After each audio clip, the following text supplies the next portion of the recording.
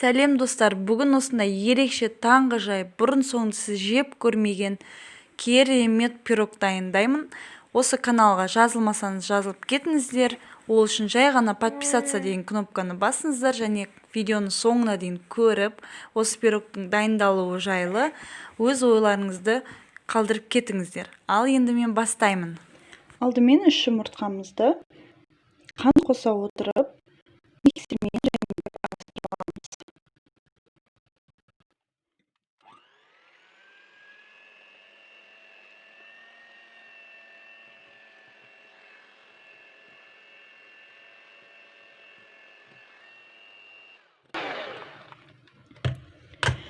Жұмыртқа 6 минут ішінде осылай көпіріп, көлемі үлкейіп шықты.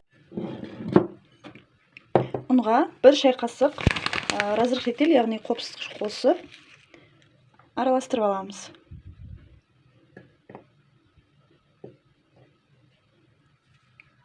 Және жарты шай қасықтай ванилин қосамыз. Ванилин немесе ванильный сахар қоссаңыздар болады.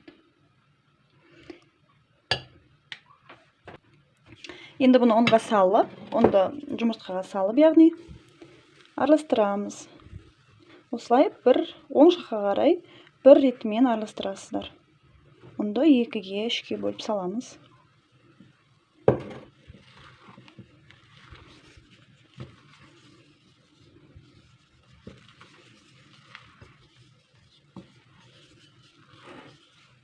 Және соңғы бөлігі.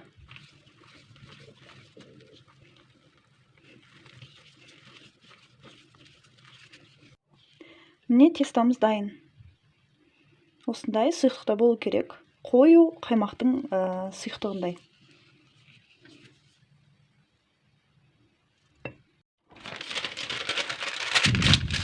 Формаға пергамент қағазын төсеп аламыз. Егер сізде пергамент қағаз болмаса, жай ғана майлап қойсаңыздар болады. Енді бұған тестамызды құямыз. Достар, менде форманың диаметрі 32-де 20. Бұл өте кішкентай. Сол үшін мен 3 жұмыртқа алдым. Егер сіздерде форма духовканың өзінікі болса, үлкен болса, осы рецепттерді 2 есеге көбейтіп, сосын жасаңыздар. Сіздерге айтуды ұмытып кеттім. Осы уақытта тестаны құймас алдын духовкамызды 180 градусқа 35-40 минут аралығында қосып қоямыз. Біздің тестамыз осы формада тұрып кішкене көтерілуі керек. Ол уақытта духовкада қызып үлгереді. Бұл шамамен 7 минут, 8 минут уақытта алады. Енді тестаны осылайша ұрғалаймыз. Сол кезде беті теп-тегіс болып шығады. Міне 8 минут уақыт өтті. Бұл аралықта духовкамыз қызды. Енді бисквитімізді пісіріп аламыз. 15-20 минут аралығында піседі. Қарап тұрыңыздар, күйіп кетпесін. Енді біз бисквиттің үстіне құятын сүттен жасалған сироп дайындап алуымыз керек. Ол үшін 200 грамм комната температурасындағы сүт және 3 ас қасық қаймақ, менде 15%, қандай болса соны алыңыздар. Және 4 ас қасық қант саламыз. Бұны жақсылап араластырамыз.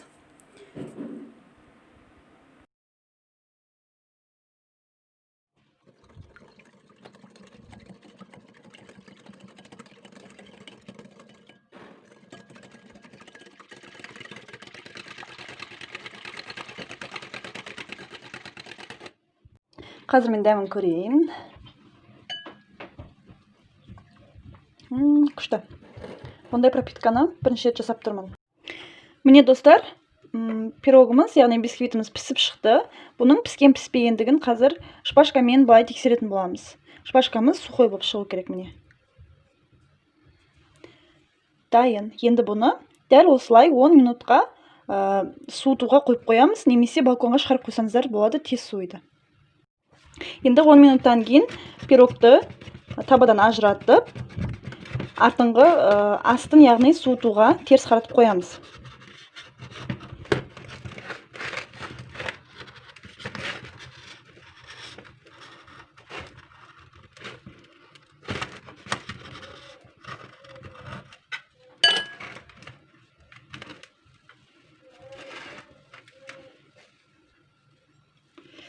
бұны былай қойсақ болады, және пергаментті алып тастаймыз. Бізге астының суығаны керек. Тағы да 10 минутқа суытуға қоямыз. 10 минут уақыт өтті, пирогымыз жылы, қатты суып қалмады. Енді осы арада біз сиропымызды құюымыз керек пирогқа. Мен теріс қаратып алдым, кішкене тегістеу болу үшін.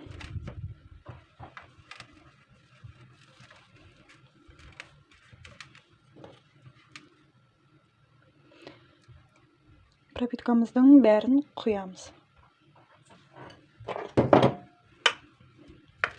Міне сиропымызды құйдық, сүтті және қаймақты сиропты құйдық. Енді пирогқа крем жасаймыз. Менде 200 грамм сливки және 4 ас қасық қаймақ 15%. Оған қант ұнтағын қосамыз. Толтырып 4 ас қасықтай саламын.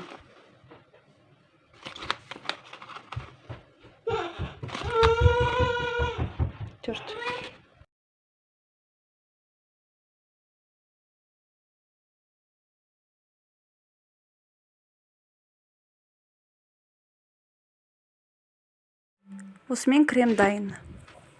Кремді енді бисквиттің үстіне құйып, тегістеп, орналастырып шығамыз.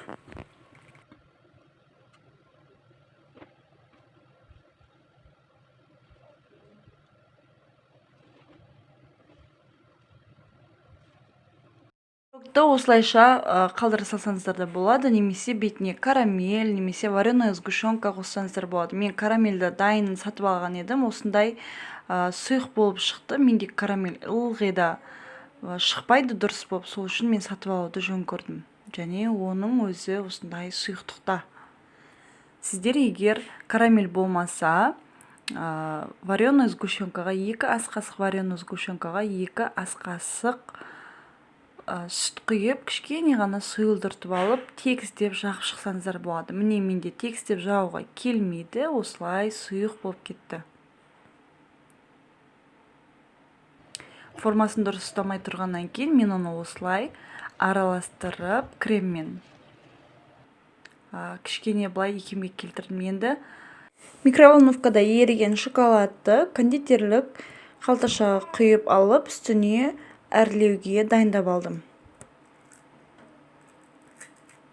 Осы әрлесеңіздер де болады, немесе әрлеместен пирогты кесе беруге де болады. Шоколадты осылай оба болмасын деп үстіне құйып тұрған кезде ол менде кішкене қатып қалды. Егер осындай сіздер узор жасайтын болсаңыздар, шоколад құйғаннан кейін сразу осындай өрнектерін жасаңыздар. Қатқаннан кейін ол шоколадтар сынып, кішкене әрленгенін біздің пирогымыздың бұзады. Әрлеп болғаннан кейін мен пирогты сразу кесе бастадым, және бұл пирог кремнің өзіне сіңуін қажет етпейді. Онысы да керемет дәмді, нәзік болып шығады. Бұл пирогтың дәмі ешқандай пирогтарға ұқсамайды.